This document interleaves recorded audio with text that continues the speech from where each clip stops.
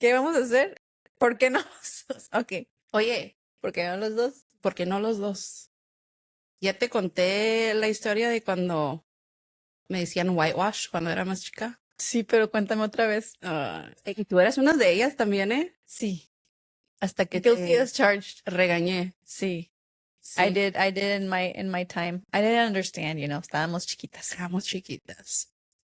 Pero me acuerdo, estaba subiendo un video de trabajo en inglés. Me mandó un mensaje y dijo, "You sound so white." Híjoles. And this is recent. Oh, recent?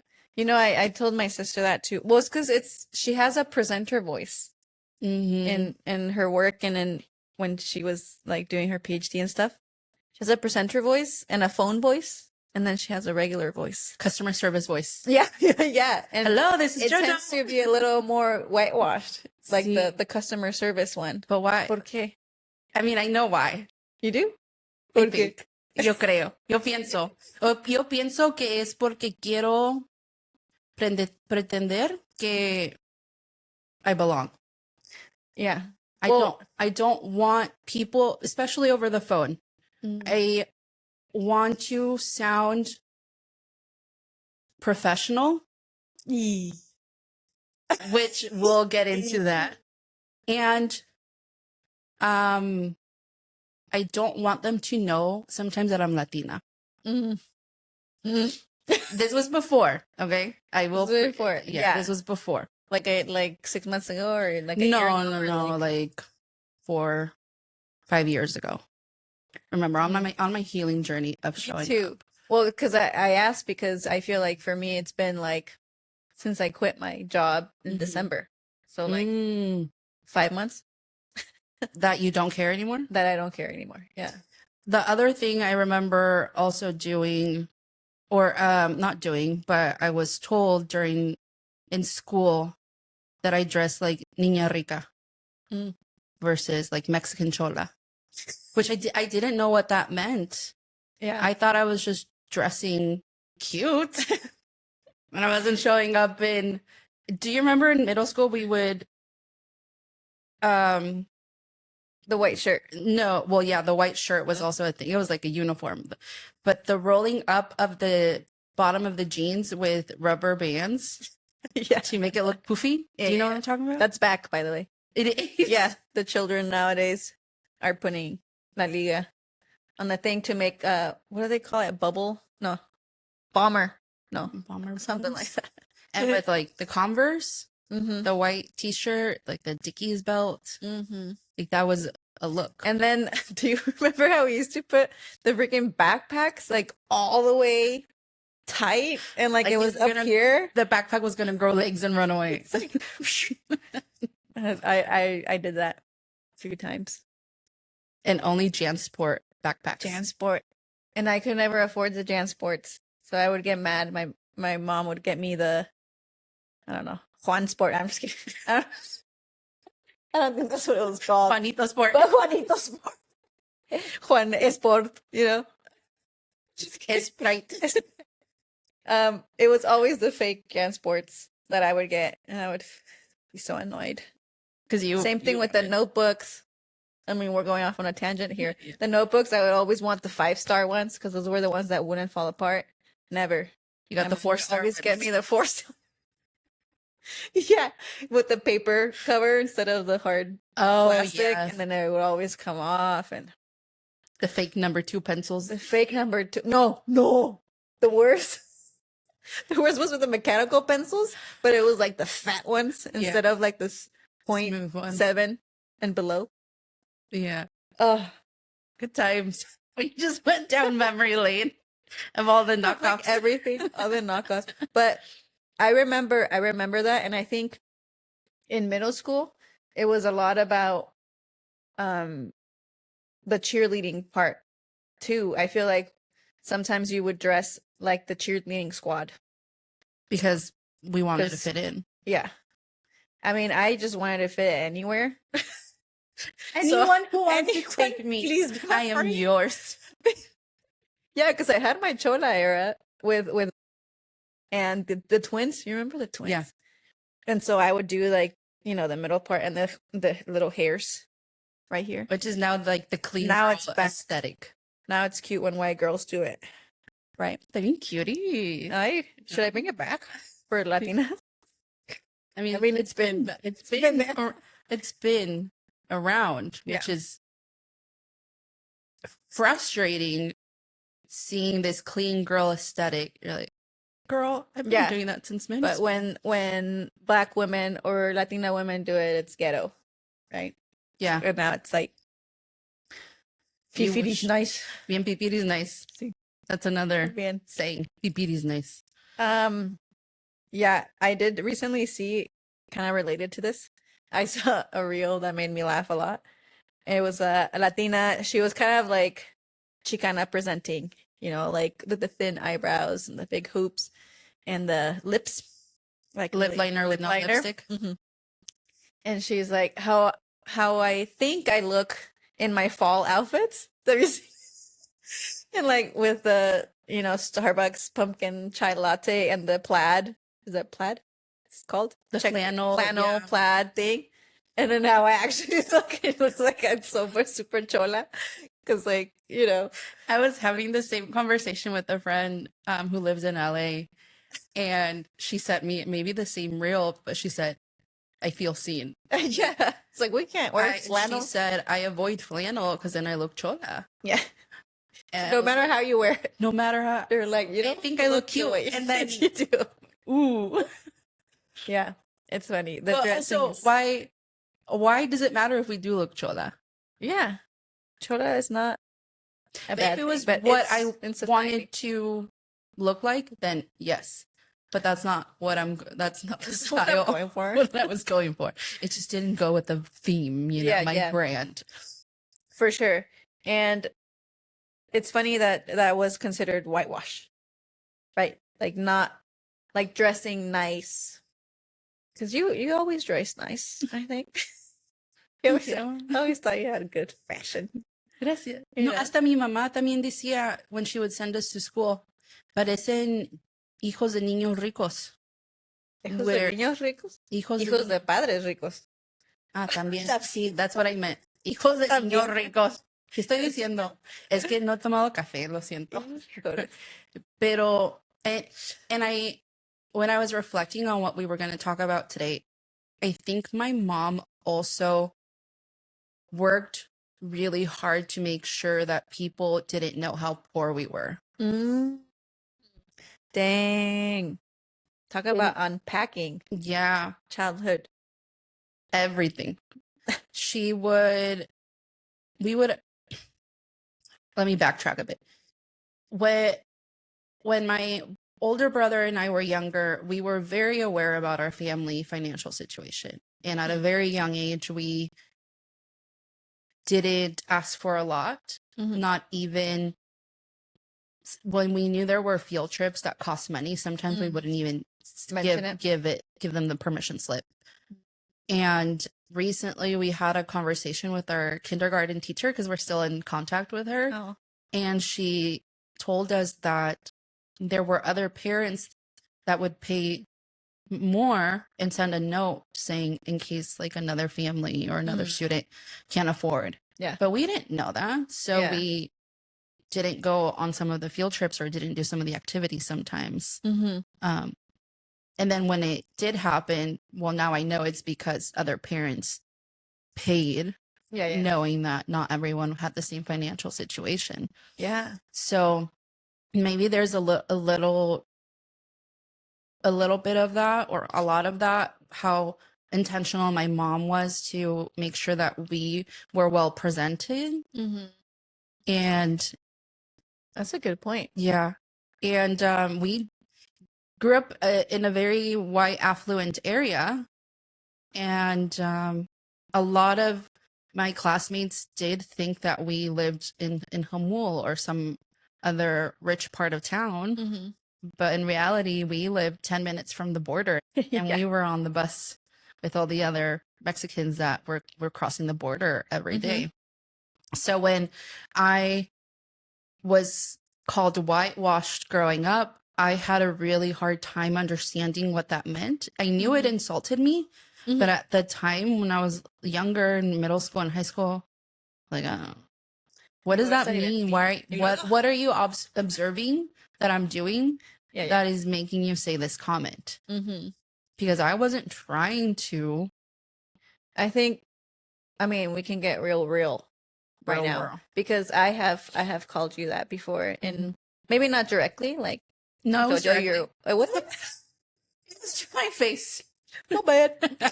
I think a lot of it was the people that you hung out with, right? So like for us, so it probably came down to jealousy, honestly. Yeah. Of like Aisu's coworkers, sus white coworkers. See. It's because she wants to be white, right? See. Like a lot of you're the 5 people that you hang out with, right? And we felt that all of the people that you hung out with were white. Because right? that's who I was exposed to growing up. Yeah. And that's who I felt like they sometimes understood me more. Well, this is like the aquí, allá, right? Yeah. Elaborate on that. Yeah. So being Mexican American, I was too white for my Mexican friends, and I was too Mexican for my white friends. So I struggled figuring out where I belonged. I knew I was Mexican because of my parents were born in Mexico. They immigrated here. So I have Mexican heritage, Mexican roots tied to all of that. But I grew up here in the US. In a very white community. In a very white community. So at home, we spoke Spanish. We had Mexican food. We respected our parents. And then, and then I would go to school and I hear these crazy stories of like what kids would say to their parents. I was like, I would never. Yes. You said what? My mom would just look at me and I knew, ooh, I'm going to get a spanking when I get home. And I wanted to be able to be part of the conversations that they were having. So I would try to watch, but I didn't have the accessibility all the time to watch what they were watching or listen to what they were listening to. Yeah. Was it almost easier to blend in with them versus your Mexican friends sometimes, or like feel seen? In hindsight, looking back now, I think I was a token Mexican friend and I liked the intention. Dang. Did you just realize that right now? Probably. Probably. But now I do not want to be the tokenized Latina friend. Yeah. But back then, we evolve, right? We grow up and we evolve. Yeah.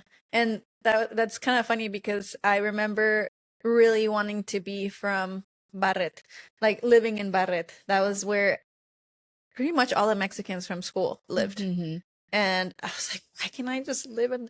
And I remember you came from Tijuana, Rosarito. Rosarito, yeah, and Tecate too. I was like, why am I not from Tecate?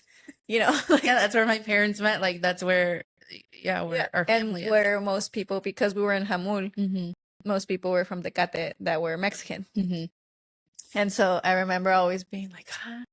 And I would tell my parents, like, can we move to Barret? And they're like, you want to, because, my parents are problematic with like classism and everything. And they're like, you live in like a 3-acre lot with like a 3-bedroom house with a tree house and everything. And even a creek going through the property. And you want to move to the trailer park? And I'm like, that's where all my friends are. Like, yeah. Yes, I do. A blast. I know. I was like, they play together after school. And I don't. Who did you play with? With my dog until he got run over. But that's... Oh, wow. We didn't bring down the mood. I'm sorry. Did you ask Sheeties? I miss you. R.I.P. Yeah. I wouldn't play. Yeah, so I think there was a need at one point to mask my Latinidad to get ahead. And like I mentioned, sound professional, but that's not where my heart is anymore. Yeah. But that is what society thinks is professional, right? So, I mean, back in the day, you would hear about people changing their last name or their name. I remember my boss at my previous job, whose name was Alberto. he would put in his resume Albert, you know, and he would go by Albert in the office. And I remember when I first had a one-on-one with him, and he was like, I don't know if you know this, but my name's actually Alberto. I was like, whoa. No me digas, ¿en serio? Wow. I never What would a have jump. Yeah. So it was really funny. And he told me that he did that in order to get ahead and to move up in his role. And he was now the VP of whatever. He's like, I don't know if I would have gotten here with Alberto. But yeah, Albert, he's like, it's just easier for people and they don't make assumptions as soon as they hear my name. And maybe it was easier to pronounce for some people. Oh, yeah. Because I always get asked, do you prefer Joanna or Joanna? Or Joanna? Johanna. Jojo. Jojo. Easy. Easy. So what do you prefer? I'm working on saying it the way that my parents intended. Joanna Guerra. That's cute. Respecting their wishes. Yeah. We don't in other ways, but the name, that's cute. Yeah. Yeah, I usually, for my surfer white friends, they just call me MC. And I'm like, that's fine. Yes. I rather call you that. MC sometimes. Yeah, you do. ¿Por qué? Oh, Mari. Mari is for like my closer friends. I mean, I call you a bunch of other You stuff. tell me whatever you want, Jojo. But yeah, MC. Sometimes I rather them just say MC versus butchering Merry Chris. Merry Cross. But that's a thought.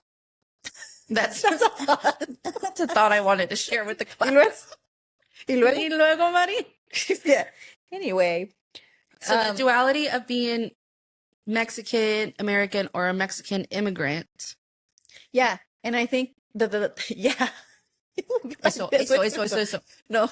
I wanted to kind of mention and transition into like what this looks like in our culture and how different, even though we're both Mexican, we're both women, how different our experience has been because you were born here, lived here when I was born in Mexico, and then immigrated here. Immigrated.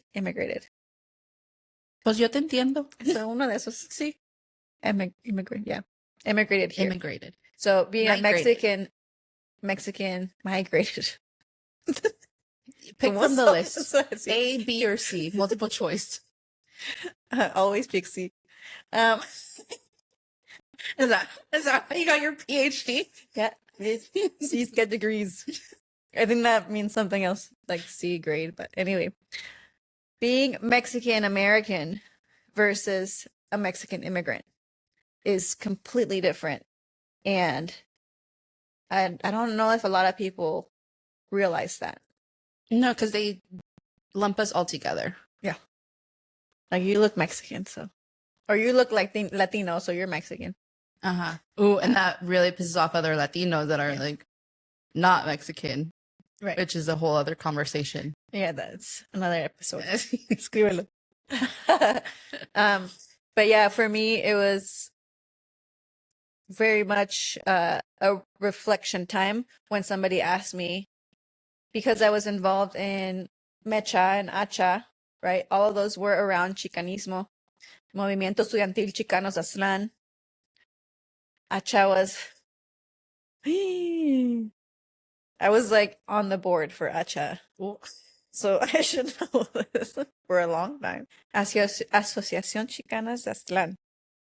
It doesn't come up anymore. Because it's not a thing anymore? Yeah.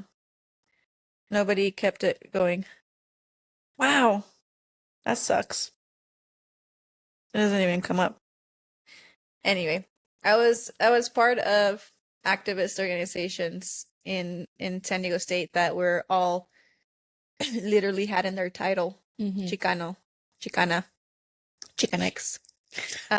So that's where I found my community, but I always felt like I couldn't fully understand their struggle because I didn't feel the way they felt about being Mexican in the US, being born here, right? For me, I always had really strong roots to Mexico because I grew up there until I was 10, right? So like my foundational years, my formative years, I was Mexican in Mexico with Mexicans being Mexican, you know, just being Mexican, Mexican, not Liv- Mexicans. living my best Mexican life, you know, which What- is different. Let's define Chicano, Chicana, Chicanismo for people who don't know what it is.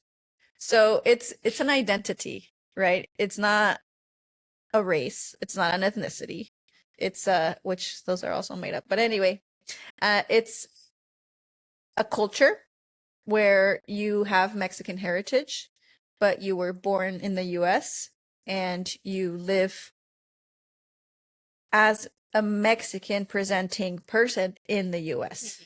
And particularly in California, I think it's stronger. And most of the children of the Chicano movement were children of farm workers when it started, right?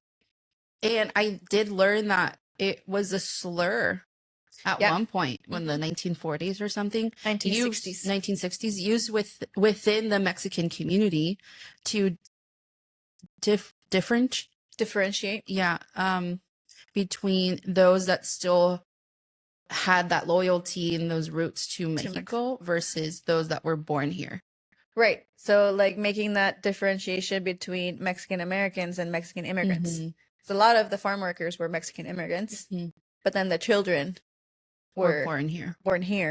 Yeah. And then so I just looked it up real quick. Chicanismo is the cultural, political, and ideological consciousness of the 1960s and 70s of the Chicano movement, emphasizing pride in Mexican American, indigenous, and mestizo heritage.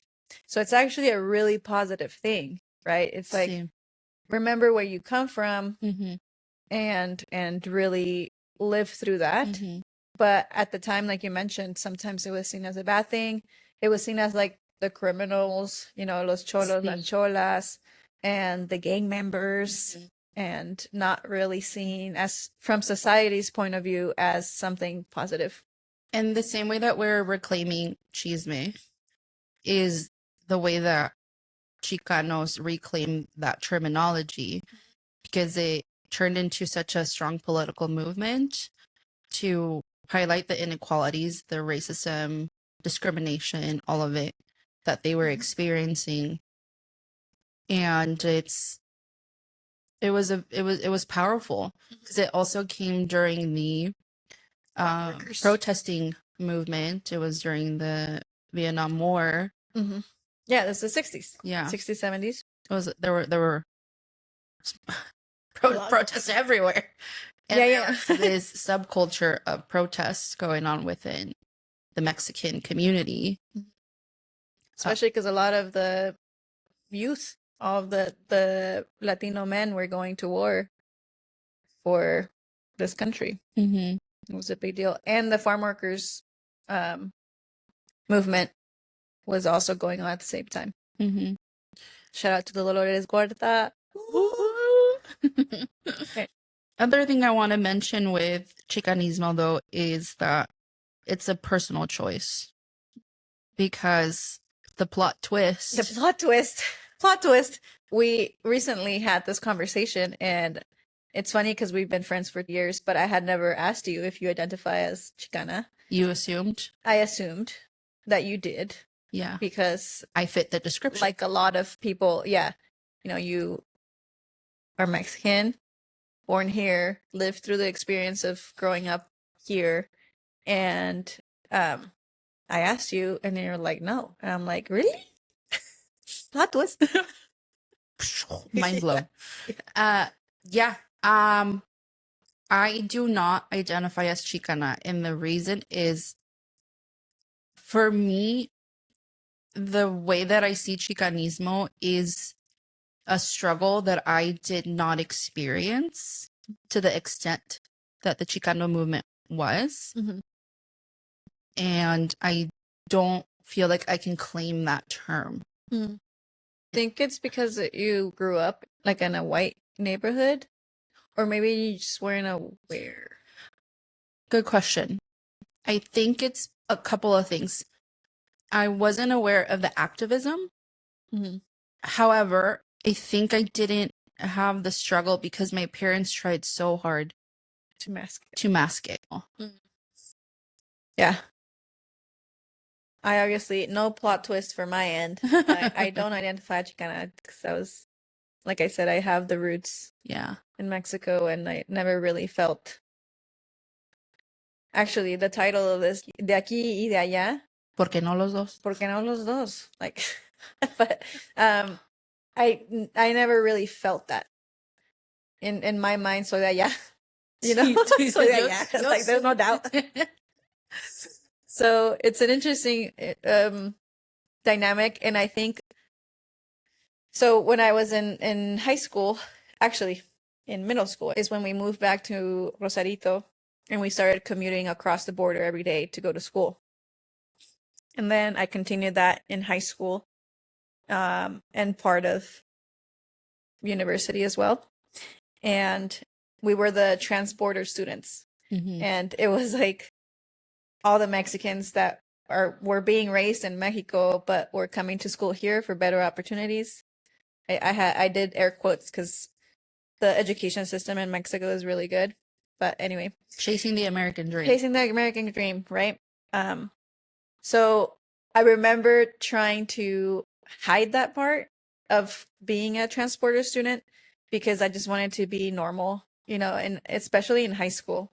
I remember just like not wanting anyone to see that I was gonna go catch the bus, you know, to go to the trolley station to then go to Mexico. And then in middle school, I remember very clearly that we had to bring like everything with us because in middle school we would drive Mhm. to school. So, and mostly I just slept in the car because my brother's the one that was driving. But you would have to bring a whole duffel bag with you because you were gonna be out all day. Mhm. Like it's not like, oh, I forgot a sweater, I'm gonna go home and get it, or like, oh, I forgot my textbook, I'm gonna go home and get it because home was 2 hours away, right? Mhm. Your whole life was in a bag for a while. Yeah. Yeah. And I still have some of that trauma to unpack because I still come out of my house with like 3 different bags and it's like, Maria Cruz, it's not that serious. I'm Calm like, down. you know, carrying everything I can just in case. And it's like, no, you're going 10 minutes away. Like you're fine. You're ask me if I'm prepared though. Yeah. I am prepared. So that was an interesting experience, but like it was a challenge, but it's a different kind of challenge. It wasn't like, hey, like, am I Mexican or am I white? Like, where do I fit you in? knew. It was more like I know where I fit in, but I'm trying to hide that a little bit, Mm-hmm. which is I That's think tough. different. That's really such a mental gymnastics that Oh we my were going through. Yeah, it's exhausting. It was exhausting. And I remember like just also the mental labor of not wanting to be late, not wanting to miss the trolley because sometimes it was the last one, and Which not is wanting really to hard forget something. because we are known for Being late. late. You know, that's our thing. That's very on brand for us. Yeah. We Even own Carol it. G was late to see to Coachella. But yeah, it's exhausting.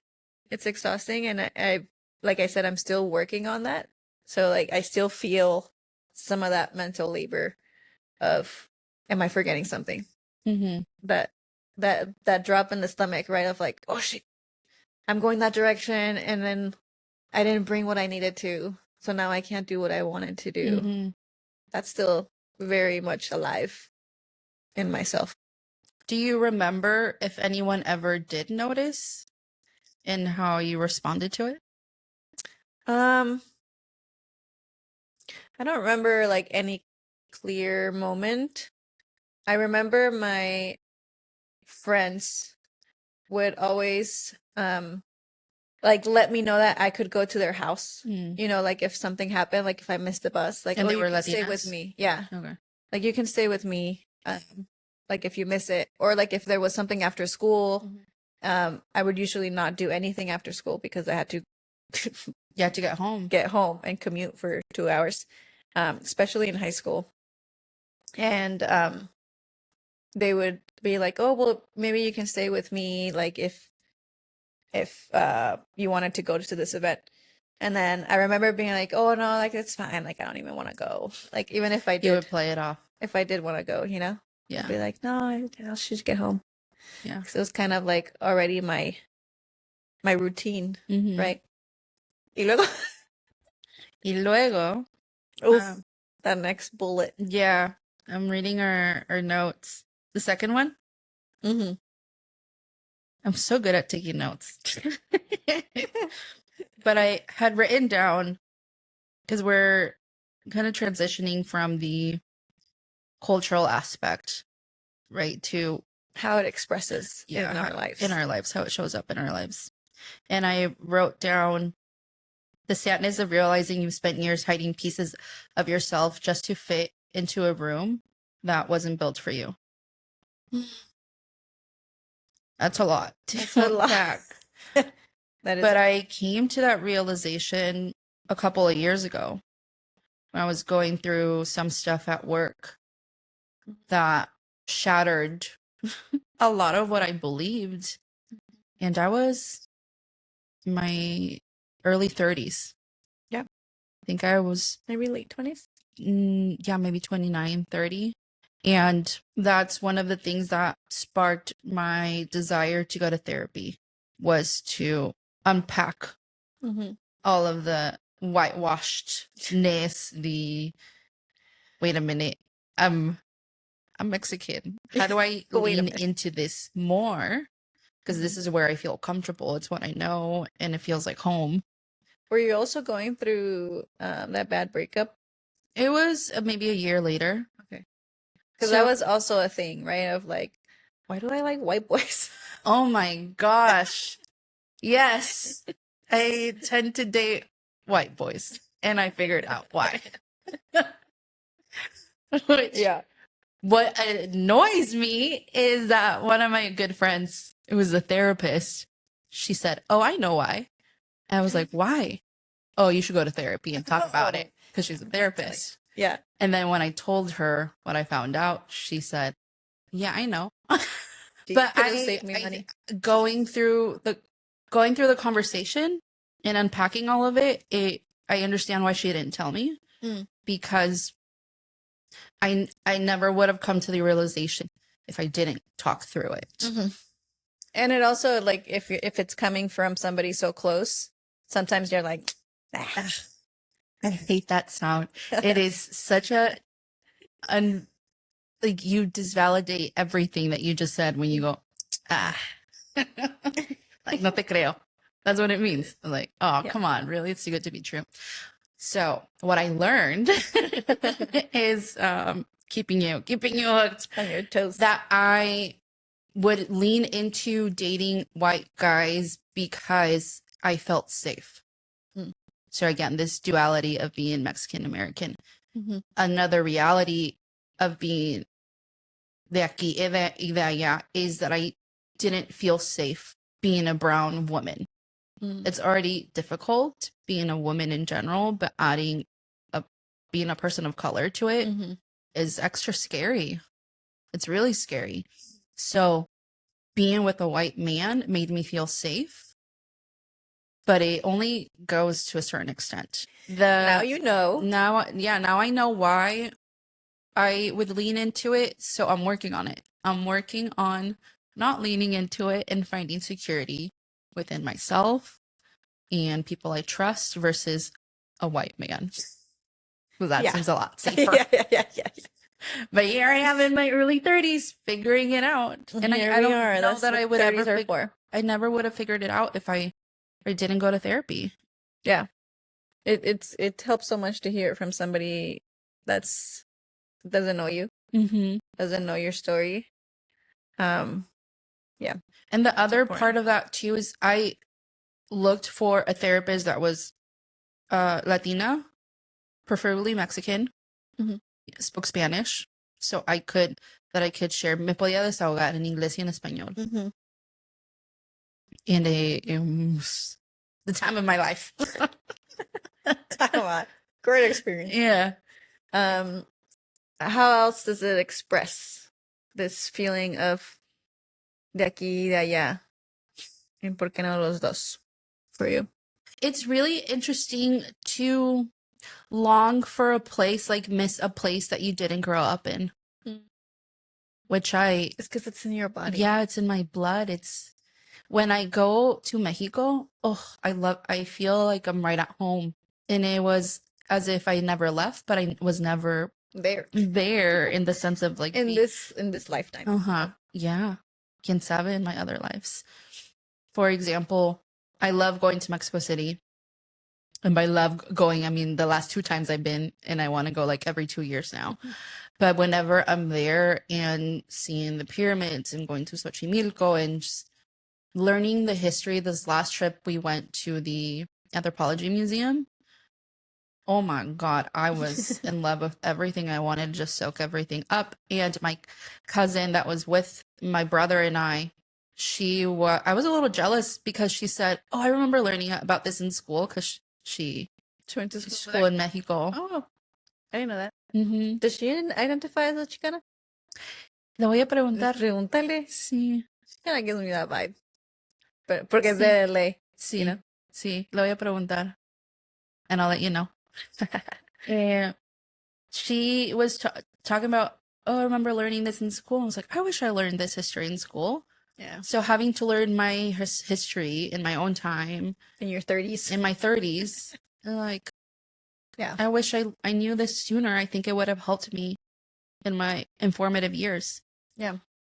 And it's once you get that surge of pride, Mm-hmm. it really makes everything better around you. Mm-hmm. Like, I just had a pitch competition, right? And I shared a little bit about who I am, and somebody came up to me. This was a pitch to investors to invest in my company. And a guy came up to me after, and then he's like, Maricruz, I connected so much with you. Like, I feel like this was kind of meant to be. I'm Mexicano, and I'm a surfer too, and I see the value in your product, and I remember putting on zinc and thinking I look crazy, and now you fixed it, and let me invest in your company. Like, what's the lowest amount that you would take from an individual? $1 million. $1 million. And he gave me his card. He's like, let's grab a coffee. Like, I'm in. And I'm like, wow, if I hadn't maybe shared that, like, then that connection wouldn't have been made. And I just feel like the more I lean into my Latinidad, and It pays off. it just pays off. It, like, the pride, you can see the pride, Mm-hmm. and that translates to, oh, she has her shit together, Mhm. like, she knows what she's talking about. She a baddie. She Chingona. Chingona to the max. That should be its own episode. Chingona. What does it mean to be chingona? The word that comes to my mind is apapachar, which doesn't translate to English, No. and it's derived from an indigenous word. Nahuatl. Mm-hmm. Nahuatl. You always have to do Nahuatl. Loosely translates to, like, I think like a very Caress loosely. to the soul. Yeah, like a big warm hug To your soul. to your soul, That's the thing. which is even deeper than the surface. Yeah. So that's how I feel when I Lean embrace, and lean into it. It's like, Yeah. it's a nice welcome home, honey. Chiquilla. Chiquilla, niña traviesa, Luz clarita. payasa. Okay. But it hasn't always been that way. No. Right? The pride hasn't always been there. And sometimes we even feel sort of a guilt or like an embarrassment when we were growing up of being Mexican. I especially remember this with the cheer squad. Like, I remember when we went to, I think it was Competitions? no. Well, that too. No, it was a pool party. Oh, yeah. I think. Maybe let's not use names. Maybe let's not use names, but you can cut it out. And I remember it was a massive house. You remember it had like a rock slide into the pool. You remember this more than I do, so it do. made a bigger Okay. impact on you. It did. And I remember being friendly with the cleaning lady because they had a cleaning lady there. And I remember like just thinking in my mind, because your mom also cleaned houses, right? And I remember like thinking like they kind of like pretend she's not there, you know, like she's bringing out the food, she's cleaning the house, and I'm just like, hola, you know, like trying to make her feel seen because I was just like, and then I started realizing that really all of the Mexican kids had parents either that worked in Mexico, so they weren't here, or in some sort of like domestic or service-based business. And I remember thinking like, oh, what did the other cheer squad members think of us? Right? Even though like my parents were also, they worked in Mexico too. But I remember thinking like, does JoJo feel a certain way about this? Like, do I have to defend her? Or like, do we not talk about it? That's so cute that you thought that. Yeah, I Cutie. did. I was like, wait, that's like JoJo's mom. Yeah. And I remember feeling like really bad.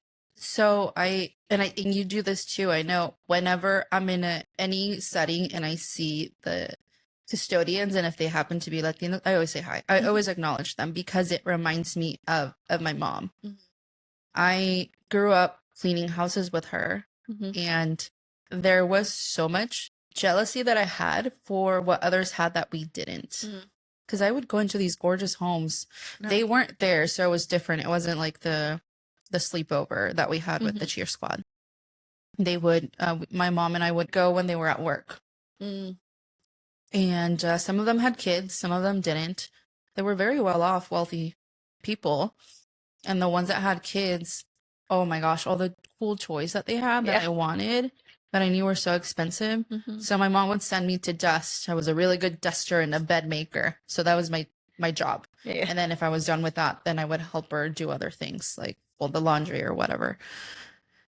I would get lost playing with the toys. You're like, you're not cleaning good. Yeah, and my mom would, ¿qué estás haciendo? Ponte a trabajar. Here I am. Playing with the little dolls. Yeah. And growing up, one of the things that my mom took so much pride in was that I always made my bed. So that's why she gave me that job. But I think I wanted a little glimpse of what that life could be. And they always had like the decorative pillows and the nice sheets, and it was folded really nice. So I was like, that's how I'm going to make my bed, and it's going to look nice, and I'm going to look rich. And my mom always bragged to her friends, ella siempre hace su cama, no le tengo que pedir. But yeah, that's interesting. The other thing that my mom, that I did with my mom was that she, at one point, was a custodian for our elementary school.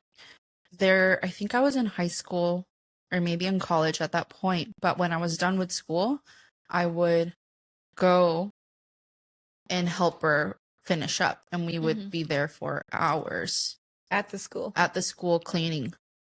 And I think at that point, I think we were a 1-car unit. So my dad would come and pick us up and help us wrap up, finish up. So I have a lot of memories from my elementary school, not only growing up with some of the most amazing bilingual teachers that I had, but also this embarrassment that I have with it as well when I was younger, because we were the cleaning crew.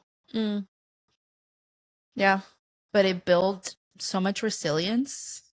So much character. Yeah. Yeah.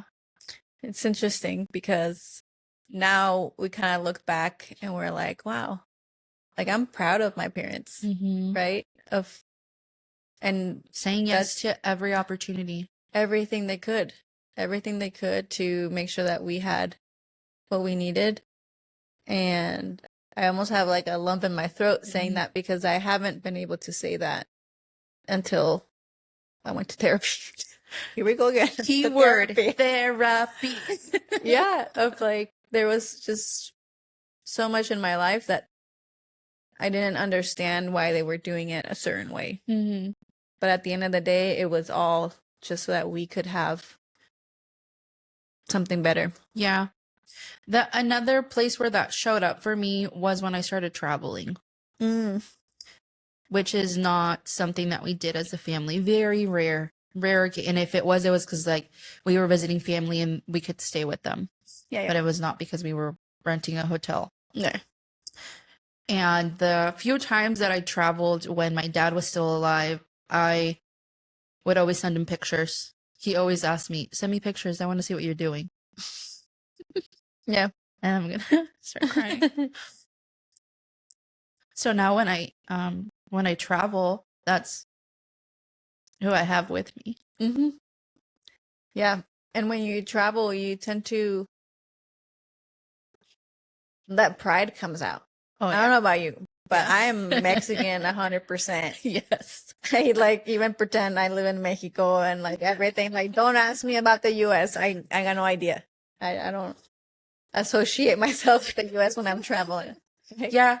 My first international trip was a month in Western Europe. I remember specifically in France because they hated US tourists. Yeah. I was with my friend. We're walking around in Paris. And people would ask, we were like, okay, we're not speaking English. We're only speaking Spanish. And then people would ask us, where are you from? Like, we're Mexican. Mm-hmm. Where? From Mexico. What are you doing all the way over here? Scared. Yeah. Give me my food. Yeah. I'm here to order Feed me? food. Yeah. So Let's wrap it up. I started off with, hey, growing up, you were whitewashed, I was whitewashed. Didn't know what that meant. And but then- you knew you didn't like it. but I knew I didn't like it. And then you recognized it a little bit Mm-hmm.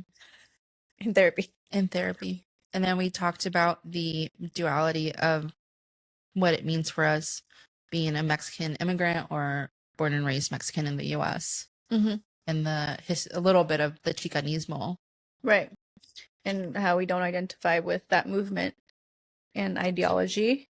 And then how that expresses itself in our lives, of that feeling of sometimes embarrassment, sometimes shame, and how exhausting it is, Yeah. or has been, in some cases continues to be, See. to just constantly be code switching, I mean, or just the thoughts of like, wait, do I fit in over here? Do I fit in over here? So we want to invite you whoever's listening. Mom. Just kidding. She doesn't even know about this. No le digas porque luego se enojan. All the things we're saying. No, we want to invite you to observe yourself and see in what places, what spaces, with what people you hide certain parts of yourself. Because that's the first step, right? Or awareness of that you're doing it. Sometimes we're so in it that we don't realize anything's happening. But when you take a step back, you're like, wait, am I talking differently? Do I dress differently for a certain occasion?